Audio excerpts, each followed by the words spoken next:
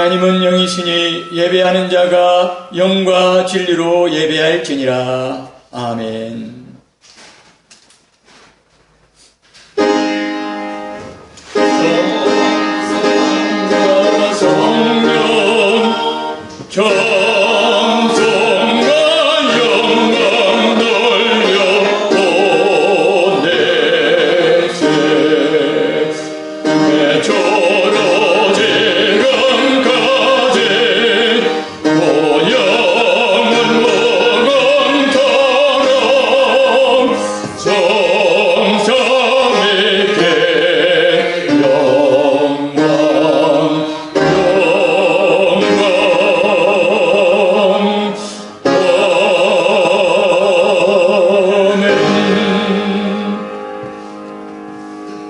나는 전능하신 아버지 하나님 천지의 창조주를 믿습니다. 나는 그의 유일하신 아들 우리 주 예수 그리스도를 믿습니다. 그는 성령으로 잉태되어 동정녀 마리아에게서 나시고 본디오 빌라도에게 고난을 받아 십자가에 못 박혀 죽으시고 장사된 지 사흘 만에 죽은 자 가운데서 다시 살아나셨으며 하늘에 오르시어 전능하신 아버지 하나님 우편에 앉아 계시다가 거기로부터 살아있는 자와 죽은 자를 심판하러 오십니다. 나는 성령을 믿으며 거룩한 공교회와 성도의 교제와 죄를 용서받는 것과 몸의 부활과 영생을 믿습니다. 아멘. 내가 받은 것을 먼저 너에게 전하였노니 이는 성경대로 그리스도께서 우리 죄를 위하여 죽으시고 장사 지낸 바 되셨다가 성경대로 사흘 만에 다시 살아나사 게바에게 보이시고 후에 12 제자에게와 그 후에 500여 행제에게 일시에 보이셨나니 그 중에 지금까지 대다수는 살아있고 어떤 사람은 잠들었으며 그 후에 야고보에게 보이셨으며 그 후에 모든 사도에게와 맨 나중에 만삭되지 못하여 난 자 같은 내게도 보이셨느니라. 그리스도께서 만일 다시 살아나지 못하셨으면 우리가 전파하는 것도 헛것이요 또 너희의 믿음도 헛것이며 만일 그리스도 안에서 우리가 바라는 것이 다만 이 세상의 삶뿐이면 모든 사람 가운데 우리가 더욱 불쌍한 자이리라. 그러나 이제 그리스도께서 죽은 자 가운데서 다시 살아나사 잠자는 자들의 첫 열매가 되셨도다. 아멘. 자비로우신 우리 아버지 하나님 감사합니다. 부활의 기쁨, 부활의 생명, 부활의 영광을 예수 그리스도의 부활로 말미암아 저희들에게 나누어 주시고 이 시간 하나님 앞에 예수 그리스도의 부활하신 은혜에 동참하는 하나님의 자녀들이 우리 아버지 앞에 영광 돌려드리기 위하여 주님 앞에 섰습니다. 주여 저희들의 예배를 통하여 영광 받아 주시고 주님께서 저희들 주시는 참된 부활의 생명과 능력이 산을 따라 주 앞에 서는 그날까지 영원토록 주님 안에서 저희들에게 역사할 수 있도록 은총 내려주시고 이 한 시간에 하나님 앞에 예배드리는 이 시간 하나님 앞에 영광 되어지는 신령과 진정으로 드리는 거룩한 산예배 되게 해 주시옵소서. 예수님의 거룩하신 이름으로 간절히 기도드리옵나이다. 아멘. 찬송 25장으로 영광 돌려드리겠습니다.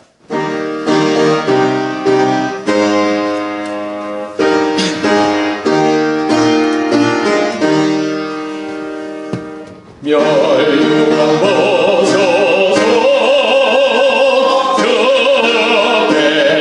배들이세 저 천상의 큰 노래가 온 땅에 퍼지네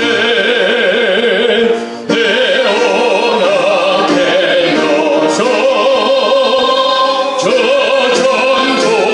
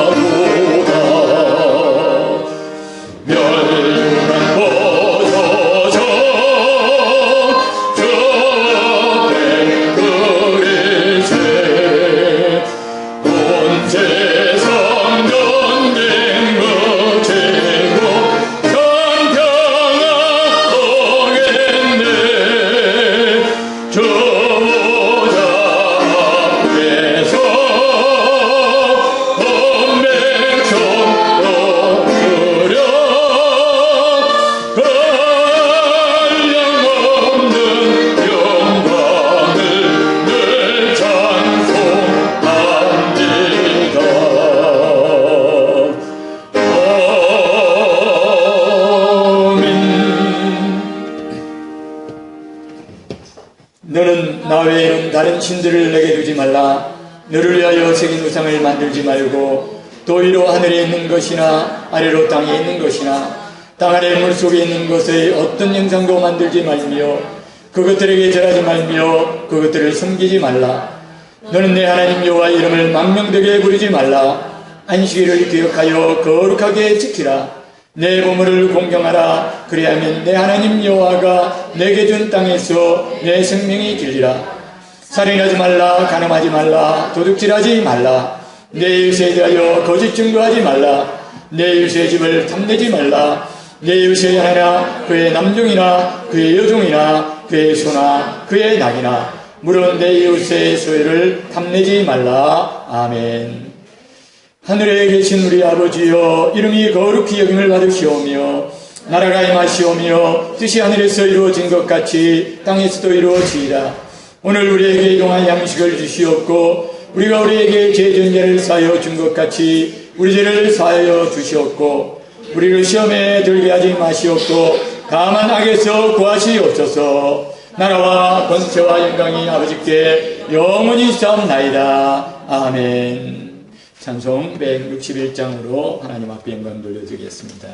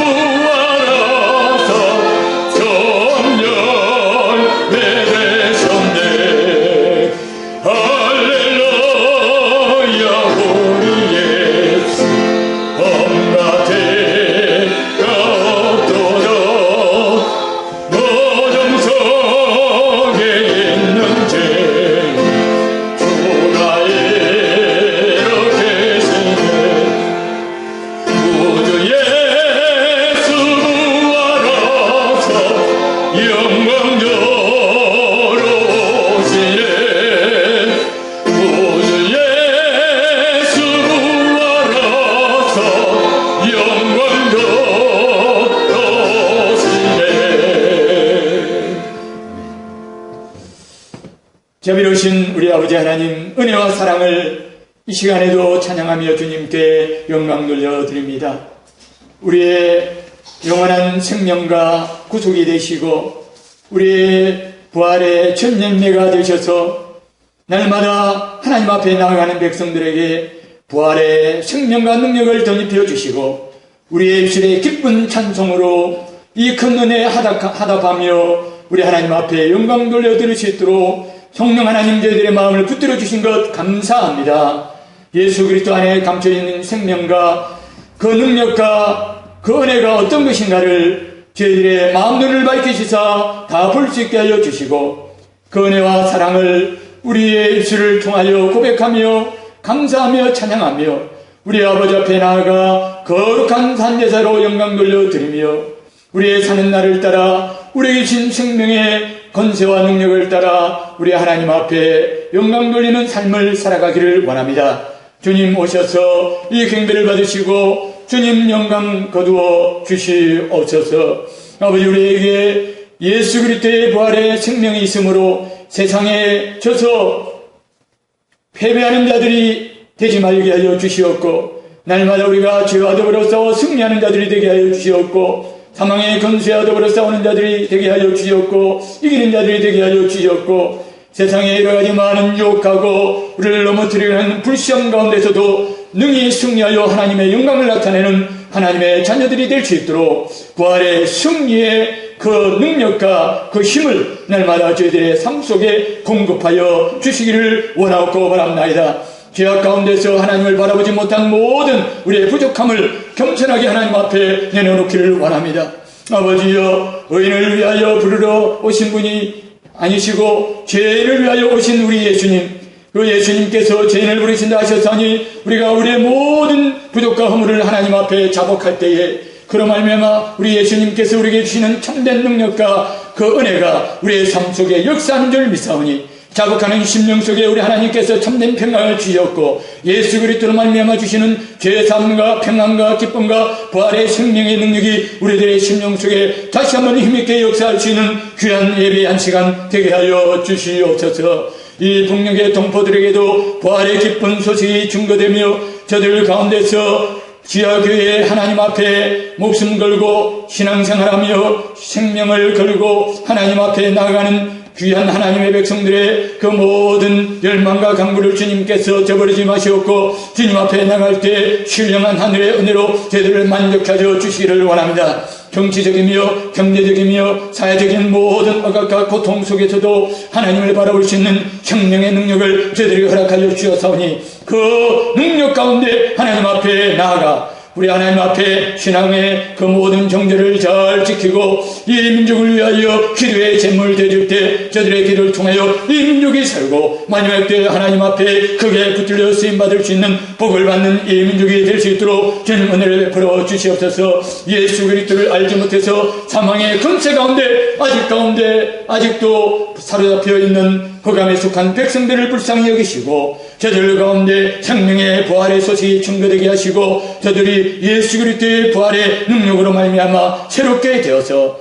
그들이 생명을 얻고 하나님 앞에 나아가 하나님의 백성이 되는 그 은혜를 받아 누릴 수 있도록 우리 하나님 허락하여 주시옵소서. 세계 각국에 나아가서 선교하는 선교사들에게 능력을 다해 주시옵고 예수 그리스도의 사랑이 저들 마음속에 충만하게 역사하여서 저들의 심령과 삶을 통하여 흘러넘치는 하나님의 사랑이 모든 사람들에게 증거되고 나타난 바 되어 모든 이방 민족들 가운데서 하나님의 백성들과 하나님의 자녀들이 구름대와 같이 양떼와 같이 하나님 앞에 돌아와 하나님의 뜻이 이루어지는 귀한 역사가 있게 하여 주셨고 우리 하나님 이로 말미암아 큰 영광 거두어 주시옵소서. 오늘도 우리의 주가 되시는 예수 그리스도로 말미암아 말씀을 드릴 때 그 말씀 속에 생명의 주님께서 우리의 삶을 주관하시고 우리에게 하나님의 능력과 은혜를 공급해 주시는 참된 은혜를 경험할 수 있는 예배의 한 시간 되게 하여 주시옵소서. 성령 하나님 오셔서 우리의 마음을 붙들어 주시옵소서. 우리의 마음이 하나님을 향하여 나갈 때 꺼리낌이 없는 담대한 마음으로 주님의 은혜를 사모하는 복된 예배의 한 시간 되게 하여 주시옵소서. 예수님의 거룩하신 이름으로 간절히 기도드리옵나이다. 아멘.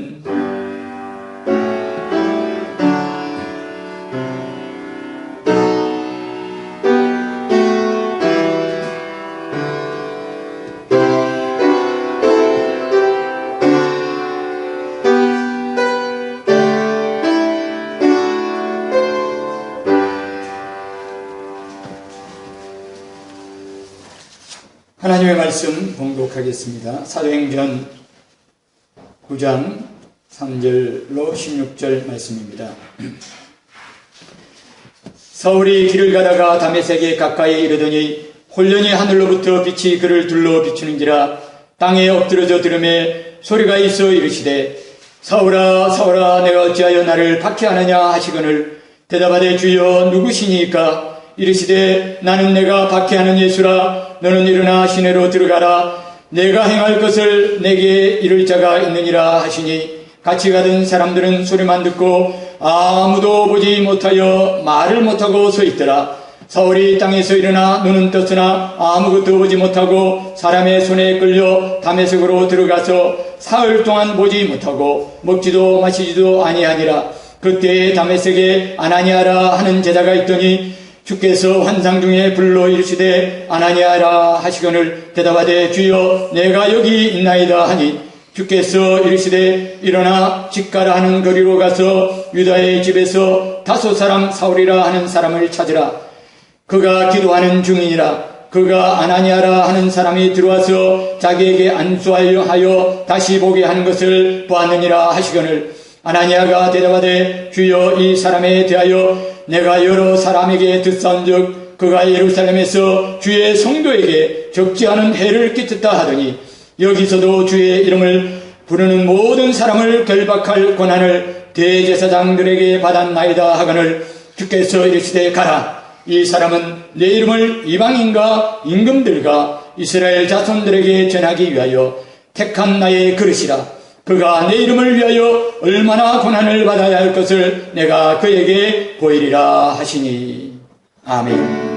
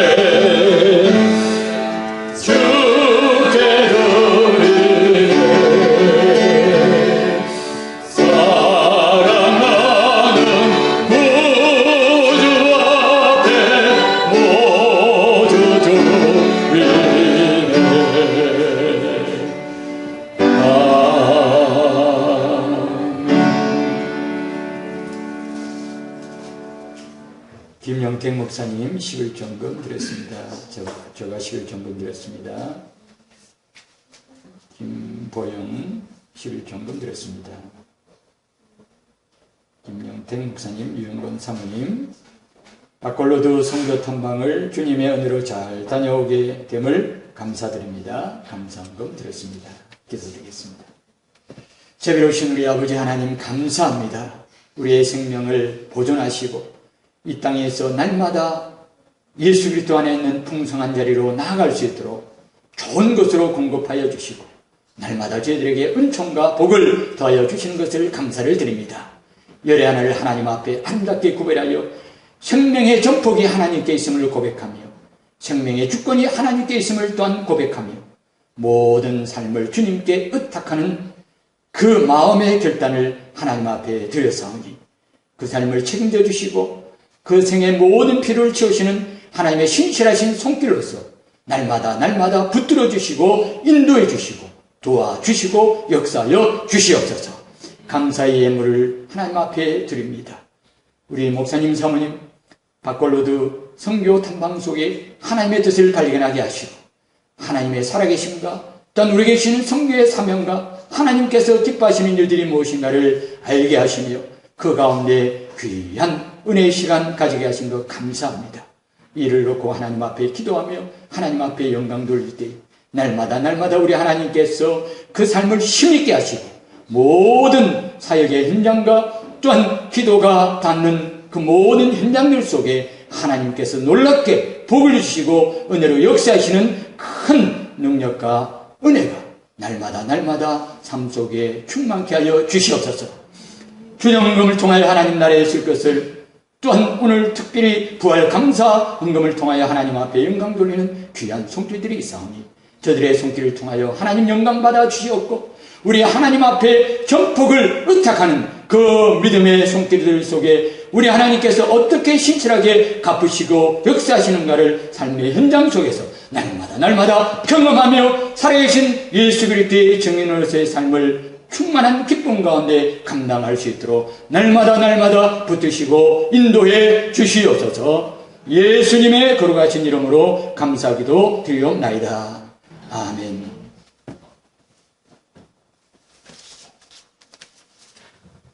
오늘은 부활주일입니다.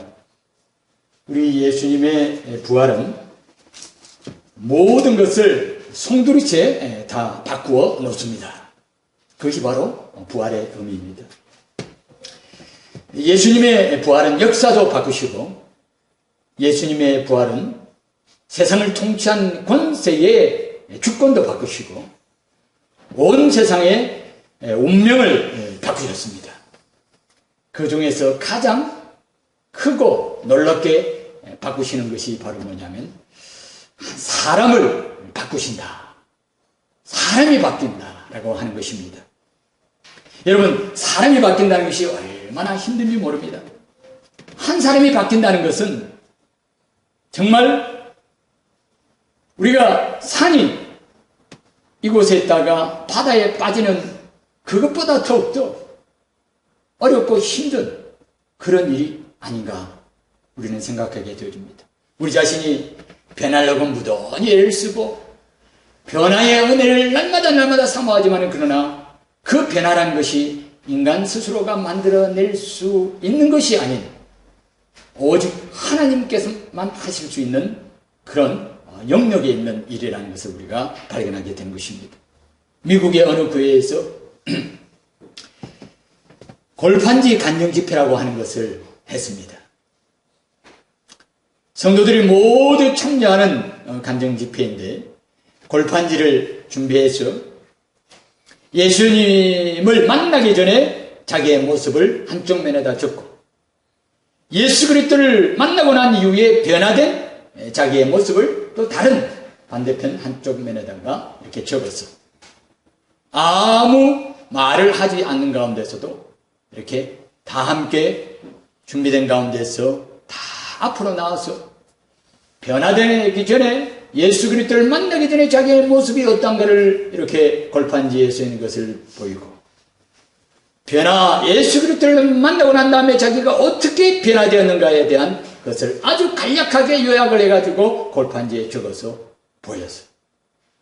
제가 그 간증 집회를 이렇게 동영상으로 봤을 때 얼마나 감동이 물밀듯이 몰려오는지 어떻게 저렇게 한 사람도 아니고 저렇게 많은 사람들이 변화가 될 수 있을까? 마약을 하던 사람이 마약을 끊고 새 사람이 되었고 심지어 가정이 이렇게 파괴되고 나눠졌던 그런 사람들이 예수 그리스도를 만남으로 말미암아 그 가정이 아름답게 회복되었던 것을 보게 됐고 어떤 사람은 하나님의 것을 도적질하는 그런 사람이었다고 하면서 예수 그리스도를 만남으로 말미암아 이제 그 엄청난 죄를 회개하고 새롭게 되었다는 것을 하나님 앞에 고백하는 여러 가지 극적인 변화의 모습을 봤을 때 어느 것 하나도 간단하게 보이는 것이 없었습니다. 그 변화가 얼마나 놀랍고 큰 것이었는지. 이런 변화들을 가능하게 하는 것이 무엇일까라고 하는 것을 제가 생각하게 되었습니다. 도대체 저 사람들이 어떻게 해서 저렇게 변하게 되었을까? 그 사람이 변하게 되었던 그 이유와 원인은 단 한 가지밖에 없습니다. 그것은 바로 예수 그리스도를 그들이 만났다는 것이고요. 그들이 부활하신 예수 그리스도를 그들의 구주로 영접하고 그 주님을 만났다는 그 사실이 유일한 거기에 대한 대답인 것입니다. 부활하신 주님의 그 부활은 이와 같이 인간 변화에 놀라운 기적을 일으킨 것을 우리가 역사 속에서도 볼 수 있게 되고 성경 말씀 속에서도 볼 수 있게 되고 우리 주변 속에서도 우리가 그것을 보게 되는 것입니다. 우리가 성경 속에 기록된 12 제자들의 모습을 가만히 살펴보면 이 같은 사실이 더욱더 분명하게 되어지는 것입니다. 부활의 예수님. 예수님께서 십자가에 달리시고 3일 만에 부활하신 이 사실이 얼마만큼의 엄청난 변화의 역사, 의미심장한 놀라운 역사를 일으켰는가를 우리가 살펴보려고 하면 성경 말씀 속에 12제자들의 그 행적을 보면 잘 알게 되어집니다. 우리 예수님께서 십자가에 죽으시고 부활하기 전까지 제자들의 모습은 어떤 모습이었는가 하면 그들의 모습은 다 한결같이 방황하고 실수하고 넘어지고 그런 사람들. 그런데 놀랍게도 예수님께서 부활하시고 난 다음에 그들이 완전히 바뀌었습니다.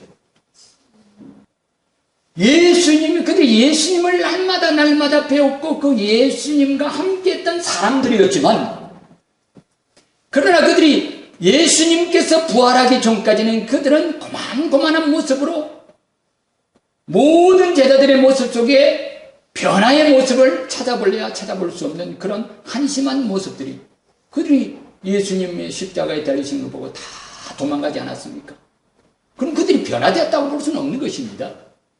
그들에게 신앙이 무엇이고 그들이 예수님의 제자라고 하는 것이 과연 무엇일까요?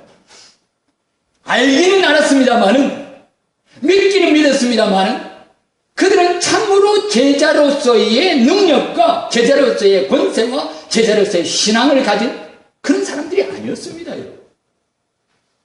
우리 그 사람 생각을 한번 해봐야 됩니다. 시간이 짧았을까요?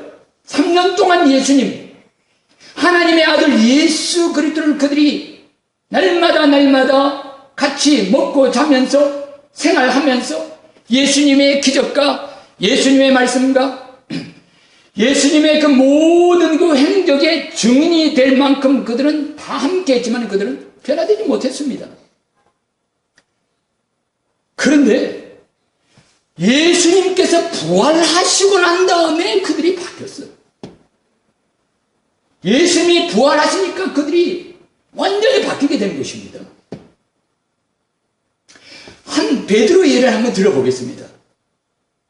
부활 전의 베드로의 모습이 얼마나 변덕스러운 모습입니까? 마태복음 14장에 보면 우리 예수님께서 물 위로 걸어오실 때에 베드로가 주여 주시거든 나로 명하여 바다 위로 걸어오게 하옵소서. 걸어가다가 바다 물결을 보고 빠지지를 않았습니까? 참 얼마나 창피한 일입니까? 어떻게 보면. 또 마태복음 16장에 보면 우리 예수님 앞에 그가 아주 놀라운 고백을 합니다. 너는 나를 누구라 하느냐? 우리 예수님께서 그렇게 질문했을 때 주는 그리스도시요 살아계신 하나님의 아들이십니다 라고 했습니다. 그런데 우리 예수님께서 십자가에 달리신다고 하니까 내가 많은 사람들의 죄를 십자가에서 다 해결하기 위해서 내가 십자가의 죽음으로 모든 인생들이 가지고 있는 그 모든 그 죄를 다 사하기 위해서는 난 죽어야 된다. 나는 십자가에 죽어야 된다. 우리 예수님께서 그렇게 말씀하실 때 우리 베드로가 뭐라고 말합니까? 이런 일이 결단코 주님께 일어나서는 안 됩니다. 얼마나 바로 한순간에 그렇게 자기가 말하는 것이 무슨 말인지도 모르는 것 같습니다. 그 말이 무슨 말인지 모르는 것 같아요. 그래서 우리 예수님께서 베드로를 책망하면서 사단아 내들어 가라. 너는 나를 실족해 하는 자. 그렇게 하면서 우리 예수님께서 그를 책망했습니다. 우리 예수님의 책망을 받을 만큼 베드로는 변화된 모습이라는 게 없는 것입니다. 여기 또 보니까 마태복음 26장, 마가복음 14장, 누가복음 22장, 요한복음 18장에 공이 기록된 베드로의 행적이 있습니다. 그것이 바로 뭐냐면 예수님을 닭이 2번 울기 전에 3번 부인하는 사건입니다. 우리 예수님께서 경고했거든요. 베드로야 사탄이 너를 밀가부르듯이 하라고 내게 청구했지만은 나는 너를 위하여 기도했으니까 너는 실족하지 않도록 깨어서 기도하라. 그렇게 분명히 우리 예수님께서 경고를 했음에도 불구하고 2번 닭이 두 번 울기 전에 세 번 나를 부인하라 분명히 말씀하셨는데 불구하고 그 말씀 앞에 그는 겟세마네 동산에서 쿨쿨 잠만 자다가 결국은 예수님께서 잡히실 때 그 예수님을 세 번이나 나하고 관계없는 사람이라고 그 여종 앞에서 그렇게 창피하게도 예수님이 부인합니다. 여러분, 여기에 변화된 모습이라는 것은 전혀 없습니다. 그런데 이런 베드로가 놀랍게 변화되는 사건을 우리가 접하게 됩니다. 부활 후에 그가 얼마만큼 담대하고 얼마만큼 흔들리지 않는 정말 반석 같은 믿음을 가진 사람이라는 것을 우리에게 보여주고 있는지, 그것은 바로 예수님의 그 부활을 가지고 설명하지 않고서는 설명할 수 없는 그 갭이 바로 베드로의 그 생애 속에 있는 것입니다. 사도행전 2장에 보면 그는 3,000명을 해결시킵니다. 놀랍도록 역사하는 믿음을 가진 사람.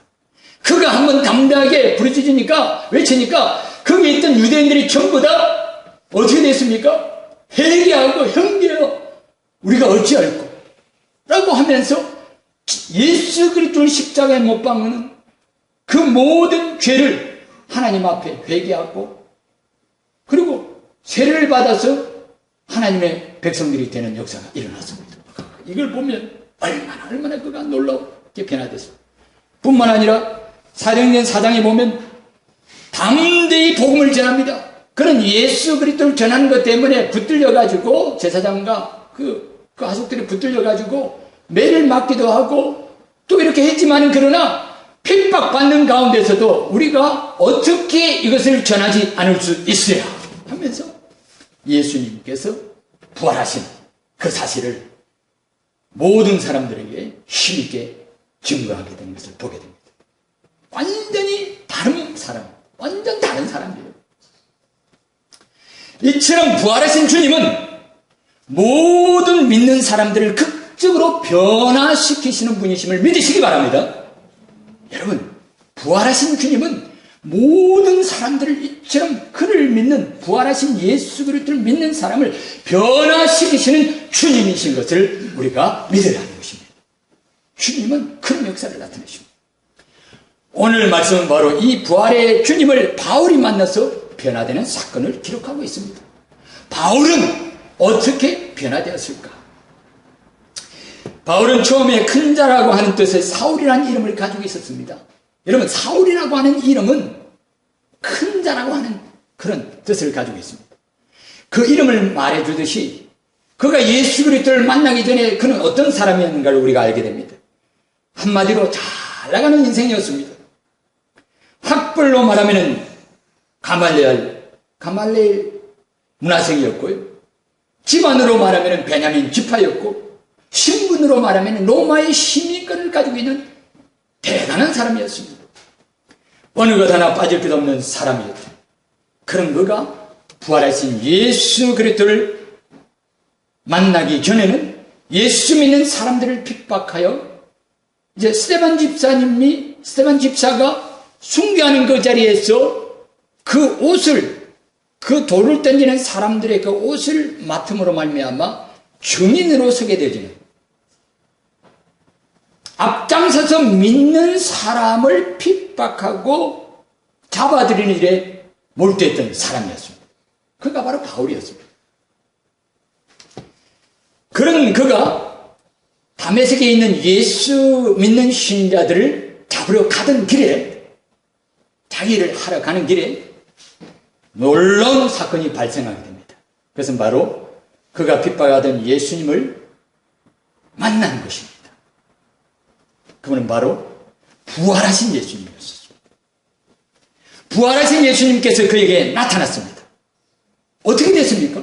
그 생애가 완전히 송두리째 바뀝니다. 여러분, 부활하신 예수 그리스도를 만나면 모든 생애가 송두리째 바뀌는 것입니다. 따라하십시다. 부활하신 주님을 만나면 온 생애가 다 바뀝니다. 여러분, 부활하신 예수 그리스도를 우리가 예수님이 부활하신 것이 어디에 있느냐라고 우리가 생각할 때 부활하신 그 증거는 바로 누구에게 있느냐? 다름 아닌 예수 그리스도를 만나서 변화된 사람 한 사람 속에 예수 그리스도의 부활의 증거가 거기에 있는 것입니다. 어떻게 바뀌었는가? 한번 생각해 보십시다. 바울이 인생을 바뀌었을 때 어떻게 그가 손들이지 바뀌었는가? 그것은 바로 한마디로 요약을 하면 그 인생의 주인이 바뀌었습니다. 자기 인생의 주인이 바뀌는 것이 핵심입니다, 여러분. 부활하신 예수 그리스도로 말미암아 우리가 변화된다고 할 때에 어떤 다른 무엇이 변하는 것이 아니라 바뀌는 것이 아니라 내 인생의 주인이 바뀌는 것이 변화의 핵심입니다. 내 인생의 주인이 바뀌지 아니한 것은 변화가 아닙니다. 바울은 예수 그리스도를 만남으로 말미암아 자기 인생의 주인이 바뀌는 경험을 하게 되는 것입니다. 주님께서 난데없이 자기 인생 속에 찾아오셔서 그 인생을 접수하셨다 이겁니다. 주님의 것을 너는 내 것이라 강력하신 주님께서 인생의 주인으로 찾아오시는 내 생의 주인을 바꾸시는 그 역사가 일어나게 되는 것입니다. 그 누구도 자기 주인이 바뀌지 아니하면, 자기 인생의 주인이 바뀌지 아니하면 변화를 경험할 수 없습니다. 여러분, 우리가 인간의 변화를 많이 생각합니다. 이렇게 하면 변하게 될까? 저렇게 하면 변하게 될까? 여러분, 인생이 변한다는 것이 무엇입니까? 인간이 변한다는 것이 무엇입니까? 주인이 바뀌면 인간이 바뀌는 겁니다. 자기가 자기 인생의 주인으로 그대로 있는 상태에서 자기의 인생이 바뀔 것이라고 착각하는 사람은 대단한 오해를 하고 있는 것입니다. 여러분, 어떤 물건이든지 주인이 바뀌면 그 모든 것들이 다 바뀌는 것입니다. 집도 그렇습니다. 집도 주인이 바뀌면 완전히 바뀌는 거예요. 어떤 게으른 주인이 그 집을 차지하고 있을 때 그 집은 들어가면 발 디딜 틈이 없을 정도로 그렇게 누추하고 냄새나고 얼마나 지저분한지. 저는 그런 집에 한번 가봤습니다. 저도 뭐 그렇게 크게 뭐 깨끗한 정돈해놓고 산다고 이렇게 자랑할 수는 없지만, 그러나 어떻게 발을 드러낼 수 없는 게 발을. 그런데 그 집의 주인이 바뀌면은 그 집이 옛날 집이 아닌 겁니다. 이게 그 옛날 집이었는가? 라는 착각이 들 정도입니다. 다른 것은 한 가지도 없습니다. 그 집이 뭐 리노베이션을 해가지고 뭐 달라졌든지 그게 아닙니다. 똑같은 집이지만 주인이 바뀌니까 집의 때깔도 달라지더라 이겁니다. 집의 모든 냄새와 집에서 풍기는 모든 분위기가 완전히 달라지는 것입니다. 우리 인생의 집이라고 하는 것은 내가 주인일 때 내가 꾸려가던 엉망으로 이렇게 죄스럽게 이렇게 정말 하나님을 거역하면서 이렇게 꾸려가던 이 인생의 그 모든 집들이 그 주인이 바뀌지 않고서 변화를 경험하겠다고요? 결코 우리가 기대할 수 없는 것입니다. 주인이 바뀌어야만 참된 변화가 오는 것입니다. 예수님께서 부활하심으로 성경은 우리 인생의 참주가 되셨다는 것을 성경이 증거합니다. 예수님은 부활하심으로 우리 인생의 주가 되셨다는 것을 성경 전체가 우리에게 그것을 증거합니다. 예수님이 부활하셨다는 것은 그분께서 우리 인생의 주가 되셨다는 것을 성경이 우리에게 말씀하고 계시는 것입니다. 사도행전 2장 36절에 보면 베드로가 이 같은 말을 하지 않습니까? 그런즉 이스라엘 온 집은 확실히 알지니 너희가 십자가에 못 박은 이 예수를 하나님이 주와 그리스도가 되게 하셨느니라 하니라. 아멘. 부활하신 예수 그리스도는 하나님께서 그를 주가 되게 하시고 그리스도가 되게 하심으로 말미암아 우리 인생의 참된 주인으로서 역사할 수 있도록 우리 하나님께서 큰 변화의 역사를 우리의 삶 속에 허락하십니다. 모든 인간 세상 가운데 예수님이 부활하심으로 그 이후부터 우리 예수님은 인생의 주인이요, 모든 사람의 주인이요, 역사의 주인이요, 온 우주의 주인으로서 참으로 그 주님께서 이 세상 속에 역사하시고 찾아오시고 우리 속에서 날마다 함께 하시는 그 역사가 일어나게 되는 것입니다. 왜 그럼 우리 예수님께서 주가 되시고 그리스도가 되시느냐? 죄와 사망을 이기셨기 때문에 인생을 사로잡고 있는 타락한 자와와 죄와 마귀의 권세를 멸하시고 주인이 되시는 권세를, 하늘과 땅의 권세를, 바로 그 하늘과 땅의 권세를 가지신 것입니다. 우리 예수님께서 십자가 부활로 이루신 것이 무엇입니까? 사람을 사로잡고 있는 나쁜 주인, 인간들을 사로잡고 있는 정말 이렇게 멸망의 이 주들을, 멸망의 주권자들을 다 우리 예수님께서 십자가 부활을 통하여 다 쫓아내시고 멸하시고,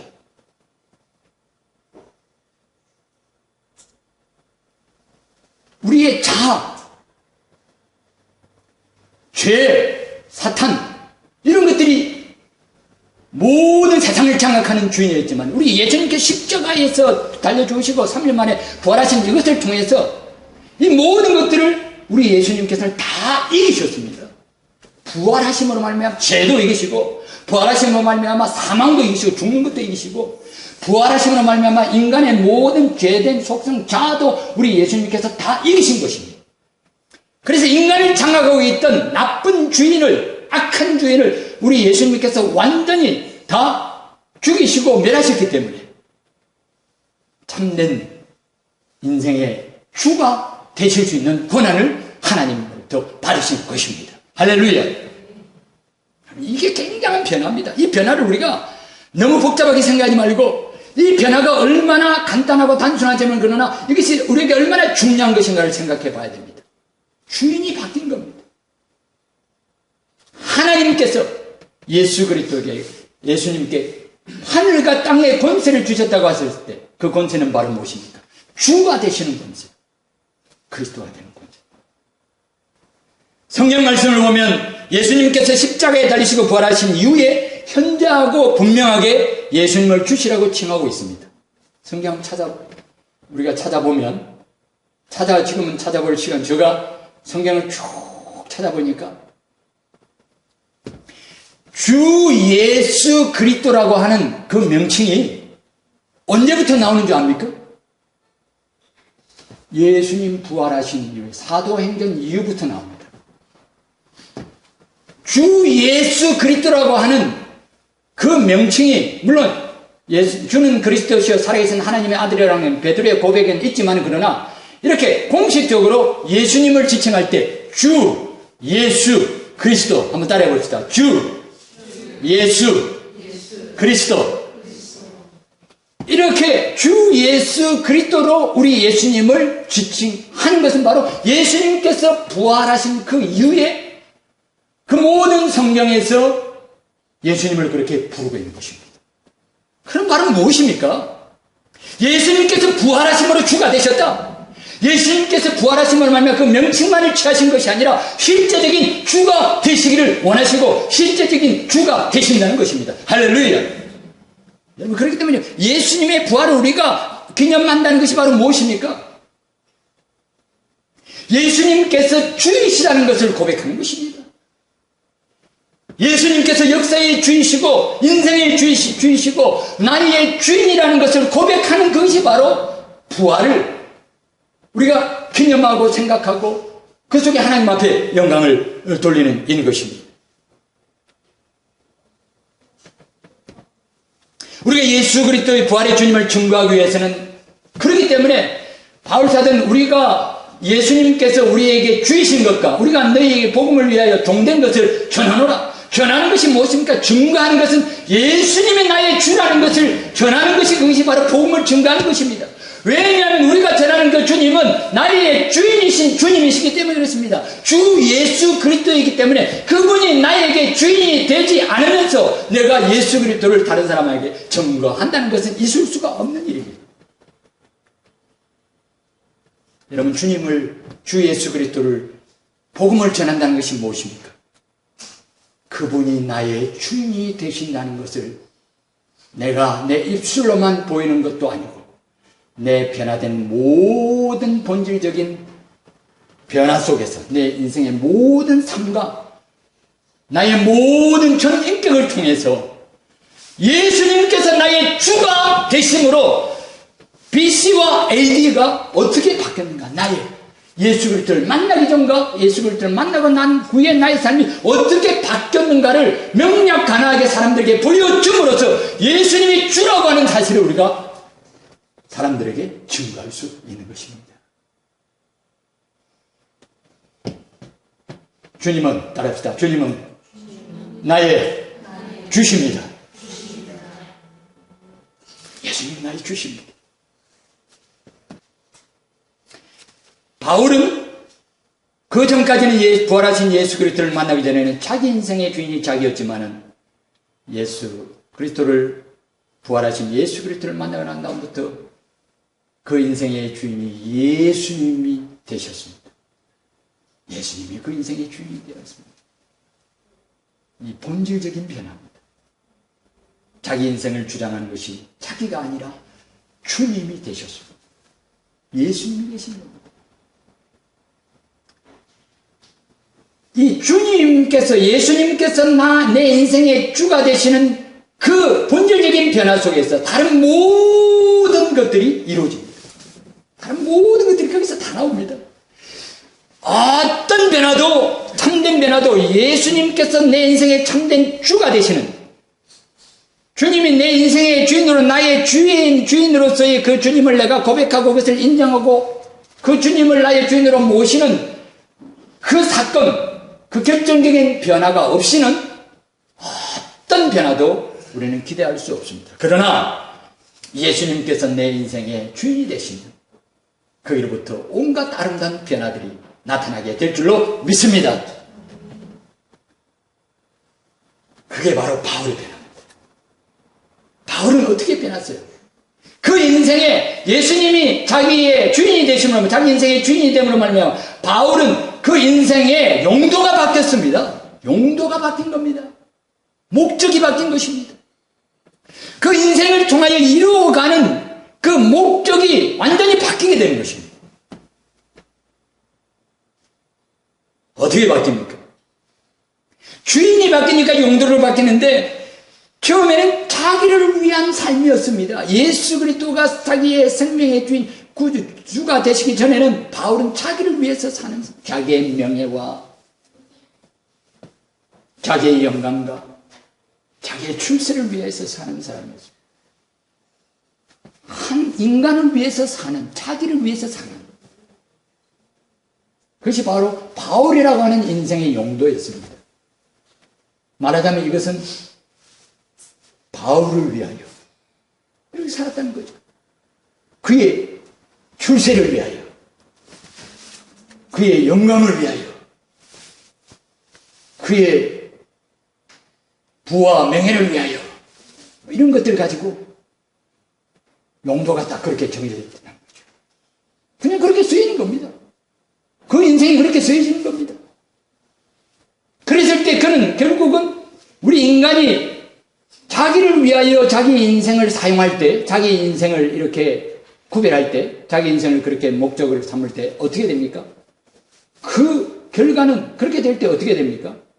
하나님을 핍박하고 하나님을 대적하는 것이 됩니다. 사도행전 9장 4절에 보니까 사울아 사울아 어찌하여 너가 나를 핍박하느냐?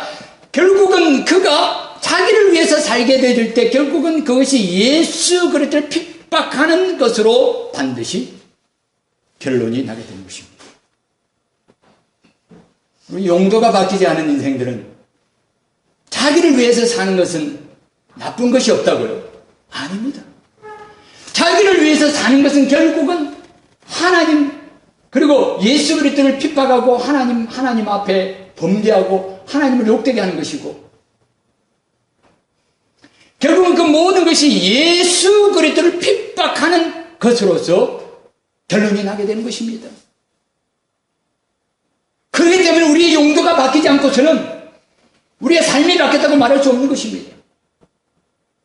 여러분 우리가 이런저런 아름답고 선하고 고상한 성품과 신앙인과 그리고 신앙 인격으로 갖춘다 하고 우리의 삶에 온갖 축복과 은혜들이 다 있다 하더라도 그 모든 것들이 누구를 위한 것인가, 무엇을 위하여 사용되는가에 대한 용도가 변하지 않고서는 우리의 인생의 변화는 없는 것입니다. 그리고 그것이 변화되지 아니할 때는 결국은 그 인생을 통하여 평생 예수를 핍박하는 삶이 될 수밖에 없는 것입니다. 그렇지 않다고요? 아닙니다. 자기를 위하는 사람들은 예수님을 위한다고 하는 그 삶이, 하나님의 영광을 위한다고 하는 그 삶이 결국은 예수님을 핍박하는 것이고 하나님의 영광을 훼손하는 그런 삶이 될 수밖에 없는 것입니다. 그런 그가 이제 부활하신 주님을 만난 후에 하나님께 귀히 쓰임받는 그릇이 되었습니다.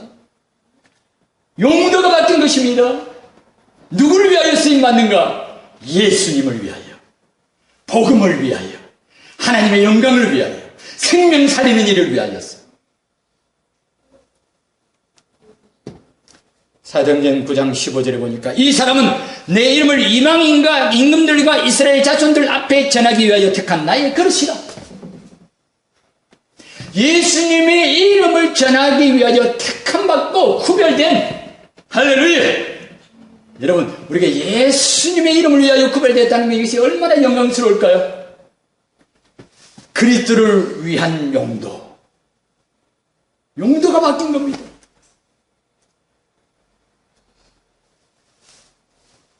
땅도 여러 가지 땅이 있더라고요. 농지도 있고 여러 가지 땅도 있어요.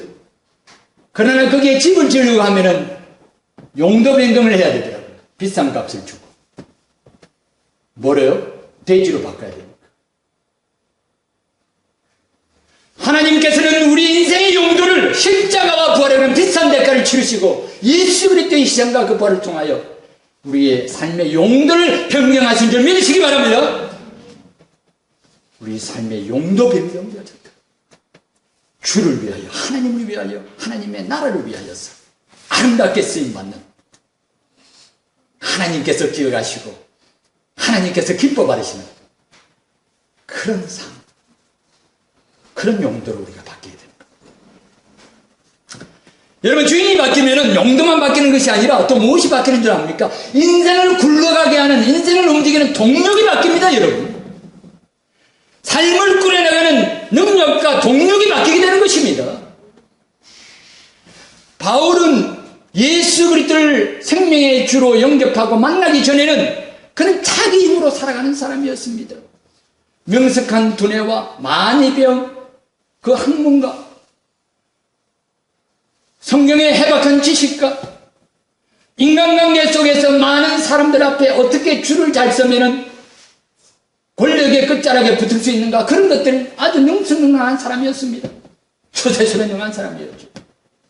이 모든 것들이 이제는 예수 그리스도를 만남으로 말미암아 그의 삶을 굴러가게 하는 동력으로서의 가치가 없어졌습니다. 할렐루야! 여러분이 부활하신 예수 그리스도를 만난다는 것이 바로 그겁니다. 삶을 움직이게 하는 동력 자체가 바뀝니다. 이제 어떻게 바뀝니까? 주님이 인생의 힘이 되는 것입니다. 성령님이 그의 힘이 되는 것입니다. 하나님의 능력과 자산이 그의 인생을 굴러가게 하는 동력으로 역사하게 되는 것입니다. 할렐루야! 이게 굉장히 중요한 사실. 저는 여러분 사사기 읽어봤죠? 삼손이 그 몸에서 하나님의 힘이 떠나니까 얼마나 비참하게 되었습니까? 그가 의기영양하면서 블레셋의 모든 족속들을 자기 마음대로 노락질하며 다니면서 그렇게 하지 않았습니까? 그러나 그가 들릴라의 깸에 빠져가지고 그 힘의 원천이 되는 그 머리털을 밀고 난 다음에 하나님의 힘이 그에게 임하지 않고 하나님의 힘이 그에게서 다 나가버렸어요. 그런 그가 당하게 된 그 비참한 몰골은 어떤 거예요? 눈이 뽑히고 연자맷대를 돌리면서 사람들 앞에서 재롱이나 피우는 어릿감대 역할이 나는 그 초라하고 비참한 모습으로 전락합니다. 하나님의 종들, 하나님의 백성들이 하나님의 능력을 상실하면 어떻게 될까요? 하나님의 힘이 자기 인생에 살아가는 동력이 아니게 되어지면 어떻게 될까요? 하나님께서 함께 하시는 그 역사가 삶 속에서 다 사라지면 어찌 될까요? 상상해 보셨습니까? 너무나도 생각하고 상상하기조차도 끔찍한 비참한 일이 아닐 수가 없는 것입니다. 바울은 그러나 예수 그리스도를 만나기 전에 자기가 그렇게 비참한 자인지 알지 못했습니다. 그것이 자기의 인생을 성공시키는 줄 알았습니다. 그것이면 다 되는 줄 알았습니다. 지식이 있으면 되고 학문이 있으면 학벌이 있으면 되고 처세술만 있으면 되는 줄로 알았습니다. 그러나 생명의 주이신 예수 그리스도를 부활의 주를 그가 영접하고 난 다음부터는 그는 그것이 배설물과 같다는 것을 알게 되었습니다. 그는 그것을 가지고 자기 인생을 하나님 나라 앞에 하나님 나라에 나가고 하나님 앞에 서는 그 심판대까지 성공하며 바람직하며 하나님 앞에 칭찬받을 만한 상급을 받고 예수 그리스도의 영광에 동참할 만한 것 같은 후회됨이 없는 인생을 굴러가게 하는 그런 힘과 동력이 되기에는 너무나도 보잘것없음을 그가 알았던 것입니다. 여러분, 우리가 하나님의 백성으로서 살아갈 때 우리의 삶을 굴러가게 하는 힘들이 무엇인가 한번 생각해 보십시오. 돈입니까? 지식입니까? 처세술입니까? 이런 것들은 바울이 고백한 대로 우리에게 있어서 예수 그리스도를 만난 모든 하나님의 사람들에게 있어서는 배설물과 같음을 우리가 하나님 앞에 고백해야 됩니다. 바울은 생명의 주이신 예수 그리스도를 자기 생의 주인으로 모시게 되므로 인생을 살아가는 동력 자체를 하나님으로부터 받게 되어졌습니다.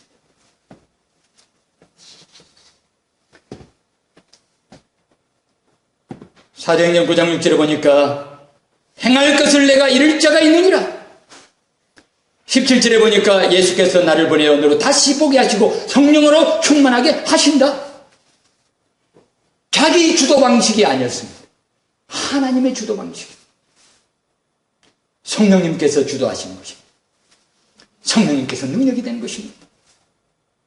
하나님의 말씀이 그의 힘이 되고 성령님께서 그 인생을 살게 하는 힘과 능력이 되었던 것입니다. 그것으로 끝나지 아니합니다. 사도 바울에게 또 다른 하나님의 능력이 임하게 됩니다. 그것은 바로 고린도서 5장 14절. 그는 자기의 생애를 이끄는 쌍두마차와 같이 힘있게 그를 이끌어주는 거대한 동력을 발견했습니다. 그것은 바로 그리스도의 사랑이 우리를 강건하시는도다. 그 인생을 끌어가는, 그 인생이라는 마차를 끌어가는 힘있는, 능력이고 권세 있는 강력한 동력을 발견했습니다. 예수 그리스도의 사랑, 주님의 그 사랑이 자기 인생을 강건하시는도다. 예수 그리스도의 사랑이 동력이 되는 삶을 살게 됐던 것입니다. 할렐루야. 여러분, 우리가 예수 그리스도의 그 사랑이 우리의 삶의 동력이 되는 이 변화를 저와 여러분들이 체험하시기를 주님의 이름으로 축원합니다. 부활하신 예수 그리스도께서 오셔서 그와 같은 변화를 주신다는 것입니다. 부활의 주님께서 우리의 주인이 되시면은 그 변화가 너무나도 놀라운데 결국은 우리의 인생의 데스티니를, 마지막 종착지를, 운명을 바꿔놓는다는 것입니다. 여러분, 모든 인생들에게 영벌과 영원한 생명이 있는 것을 아십니까? 영원한 복락과 영원한 저주가 있는 것을 압니까? 모든 인생들이 마지막에 도착해야 될 데스티니, 운명이라는 것이 있습니다. 한 번 죽는 사람에게 정한 것이요 그 외에는 심판이 있으리라. 그 심판 위에 인간들에게 주어지는 것이 무엇입니까? 예수 그리스도를 말미암아 거듭나 하나님의 자녀가 된 모든 사람들은 예수 그리스도와 함께 하나님 나라에서 영생의 복락을 누릴 것이요, 예수 그리스도를 알지 못하고 죄악 가운데 죽은 모든 인생들은 저 사탄 마귀와 함께 펄펄 끓는 지옥불 속에서 영원한 고통을 당하게 되어지는 너무나도 심플하고 너무나도 간단한, 그러나 너무나도 엄미한 이 양대 운명이 인간을 기다리고 있습니다. 예수 그리스도를 만나기 전에 바울의 운명은 어떤 것일까요? 영생이었을까요? 영벌이었을까요? 그것이 바뀌게 된 것입니다. 그런데 그 변화는 놀랍습니다. 따라합시다. 고난과 영광의 삶. 여러분, 바울의 삶이 그가 예수 그리스도를 만나기 전에는 영광의 삶이었습니다. 그랬습니다. 사람들에게 승승장구하는 사람이었습니다. 자기 영광에 도취된 사람이었습니다. 예수 믿는 사람들 잡아가두는 데는 최고 1등이었기 때문에 대사장들과 모든 그때 당시의 종교 지도자들에게 인정을 받고 칭찬을 받는 그런 성공적인 인생을 살았습니다. 그럼 그가 이제 어떻게 바뀌게 됩니까?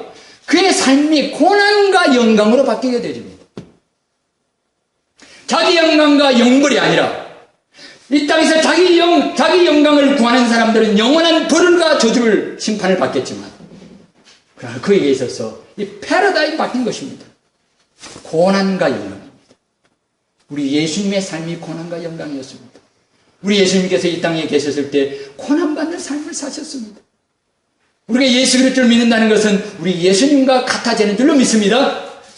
우리가 예수님처럼 되는 겁니다. 그렇다면 우리는 이 한 가지 사실 속에서 바울의 변화는 그의 운명이 바뀌었다는 것은 바로 그가 주를 위하여 고난받고 주와 함께 영광받는 자로 바뀌게 된 것입니다. 이 중요한 변화에 대해서 우리는 착각하면 안 됩니다. 어떤 사람 내가 예수 그리스도를 믿으면 그때부터 나는 나의 모든 고난으로부터 다 면제를 받게 돼주고, 믿음이 있는 사람들은 병도 안 걸리고, 믿음이 있는 사람들은 세상 고난도 피해가고, 믿음이 없는 사람들은 세상적인 가난으로부터 다 벗어나게 해주고 건강하게 되어주고 모든 일이 형통하게 되니까 예수 믿고 복 받읍시다. 복은 복이지만은 참된 복은 아닙니다. 참된 복은 뭐냐? 주와 함께 이 땅에서 고난받는 것이 참된 복인 줄 믿으시기 바랍니다. 왜 그것이 참된 복이냐? 주와 함께 영광받을 것이기 때문에 그렇습니다. 할렐루야. 바울의 생애는 그렇게 바뀐 겁니다. 오늘날 신앙의 민주를 이야기할 때 믿음의 역사, 믿음의 축복에 대해서 사람들이 많이 생각합니다. 믿는 사람이 이런 역사, 이런 축복 이렇게 합니다.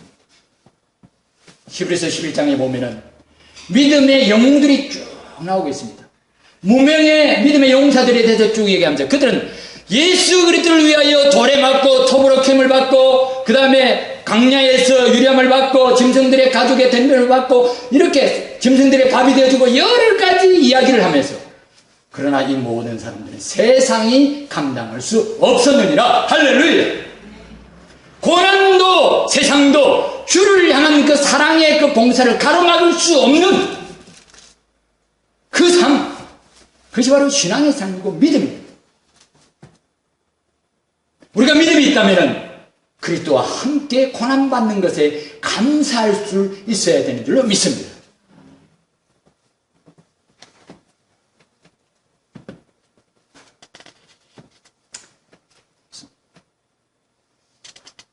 예수 그리스도를 만나기 전에 제자들은 십자가에서도 도망다니고 예수님께서 고난받는 자리는 다 피해 다녔지만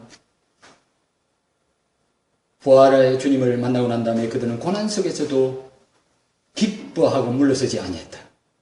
사도행전 5장 41절에 이렇게 나와 있습니다. 사도들은 그 이름을 위하여 능력받는 일에 합당한 자로 여기심을 기뻐하면서 공약을 드립니다. 그를 위하여, 그 이름을 위하여 능력받는 일, 아무나 이 이름을 위하여 능력받을 수 없다는 전제가 여기 있습니다. 왜냐하면 합당한 자로 여김을 받았다는 것입니다. 여러분, 이것이 얼마나 놀라운 변화입니다.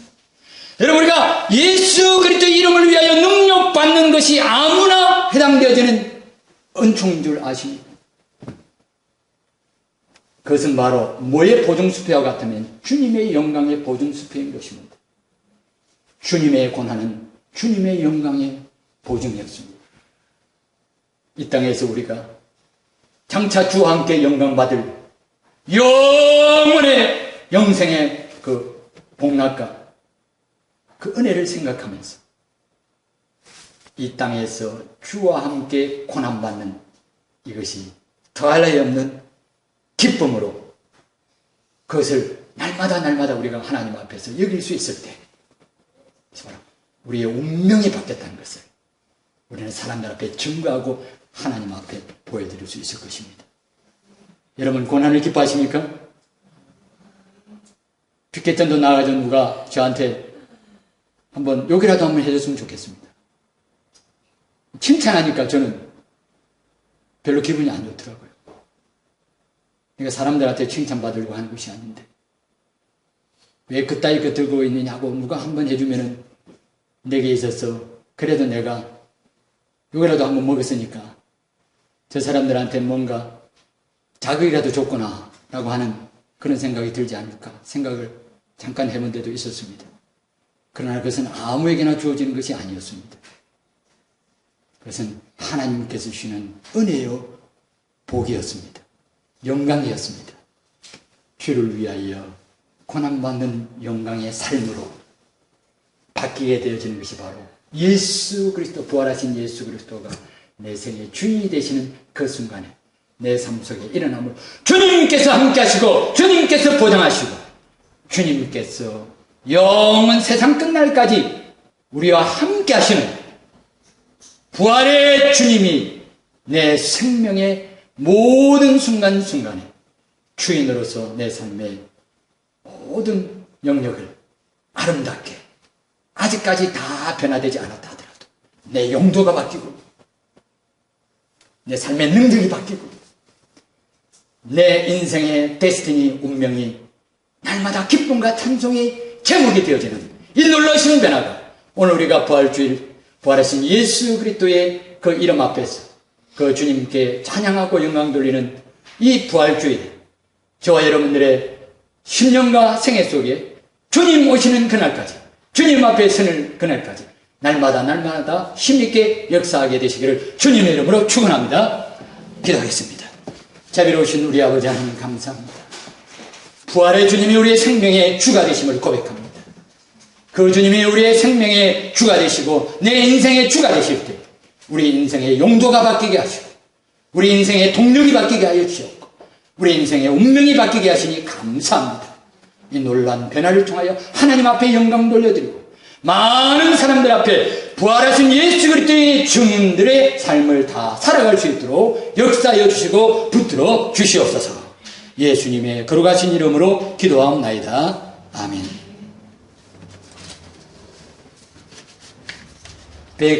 165장 찬송으로 하나님 앞에 영광 돌려드리겠습니다.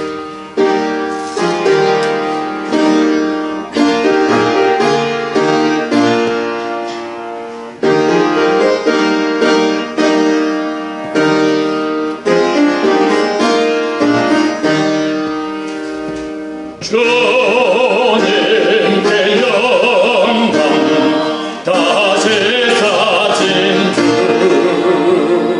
사망 권세 모두 이기시옵네 흰옷 입은 천사 돌을 옮겼고 누우셨던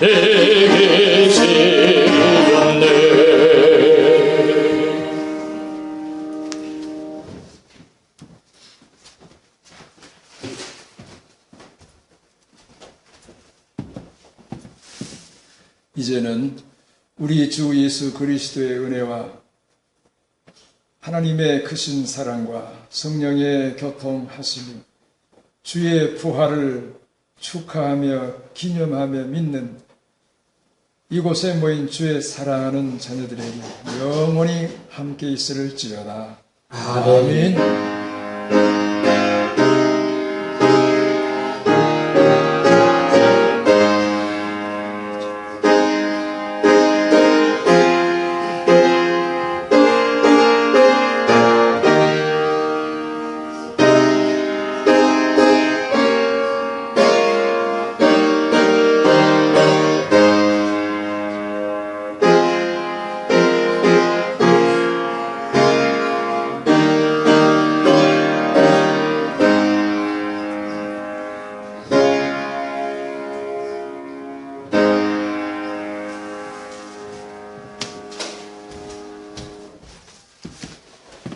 네, 잠깐 자리에 앉으시고요. 네.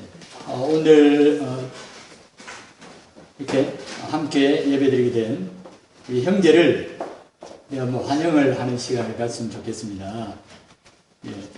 자, 우리 앞으로 잠깐 네, 자리에 서도 되실 것 같기도 한데 그래도 앞으로 한번 나오십시오.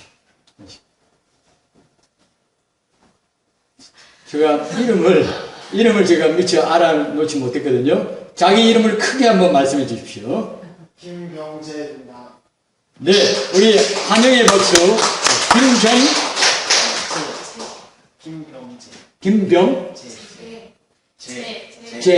김병재.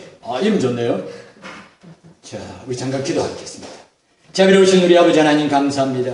만세전에 택정하시고 때가 되면 부르시고 하나님 앞에 부른 우리 김병재 형제, 우리 하나님 함께 예배하며 하나님 앞에 영광 돌려드렸습니다. 부활하신 예수님께서 생명의 주가 되시고 그 성의 용도가 바뀌게 하시고 성을 굴러가는 힘과 동력이 바뀌게 하시고 주님 앞에서 영원토록 영생의 복락과 영광을 받는 운명이 바뀌는 귀한 역사가 우리 사랑하는 형제의 생애 속에 날마다 영원토록 역사하시는 하나님의 은총과 은혜가 함께하여 주시옵소서.